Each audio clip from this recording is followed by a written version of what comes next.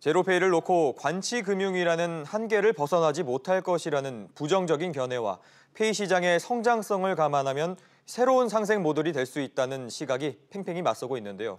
이 내용 취재 기자와 자세히 짚어보겠습니다. 손석우 기자가 나와 있습니다. 자, 손 기자. 네.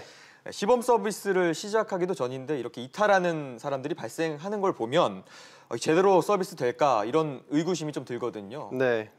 말씀하신 대로 이제 카카오페이와 비씨카드가 불참 선언을 하면서 제로페이에 대한 부정적인 인식이 짙어진 것은 부인할 수 없을 것 같습니다. 애초에 수수료를 제로로 만들겠다는 서울시와 이 중소벤처기업부의 구상 자체가 반시장적인 발상이기 때문에 업체들이 자발적으로 참여할 동기가 없다는 지적이 계속해서 제기돼 왔었죠.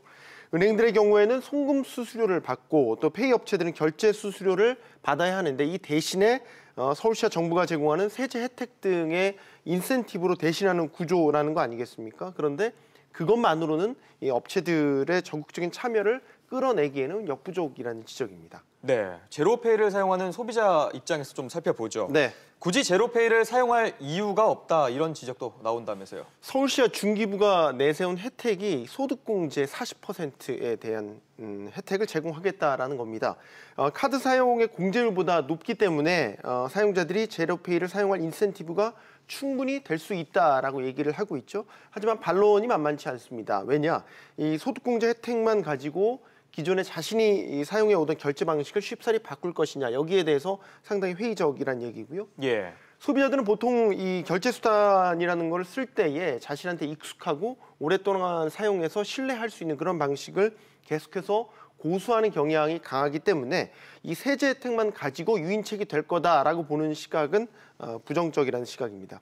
아울러서 이제 카드사들 같은 경우 제공하는 포인트라든지 각종 할인 혜택 등이 있기 때문에 사용자들이 쉽사리 제로페이로 갈아타지 않을 것으로 보는 이유도 여기에 있습니다. 네, 손 기자. 그런데 반대로 제로페이의 잠재력을 높이 평가하는 시각도 있다면서요.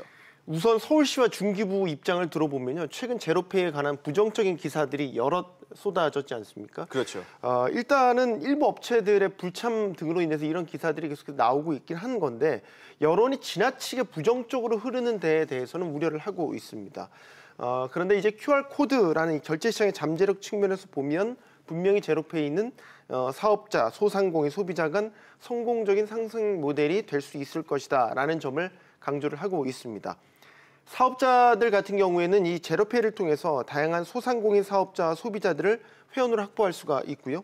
향후 이제 제로페이에 또 여신 기능이 더해지는 확장성도 분명히 있기 때문에 당장 수수료 수익이 안 된다 이런 점에 치중하기보다는 향후 미래 잠재력을 보고 제로페이 사업에 적극적으로 뛰어들 것으로 보고 있습니다. 네, 그렇군요. 손 기자 이야기 잘 들었습니다.